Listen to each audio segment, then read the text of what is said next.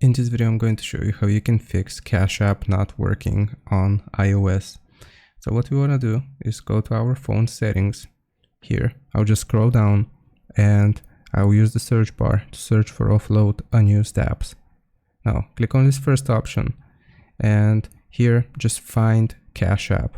Now, I'll do this for Uber Eats, but you can do this for Cash App. I just don't have the Cash App app on my phone right now. But once you find Cash App, you click on Offload App and Offload App, just confirm it. Once the app has been offloaded, then we want to press Reinstall App. This is not going to log you out of Cash App or anything like that.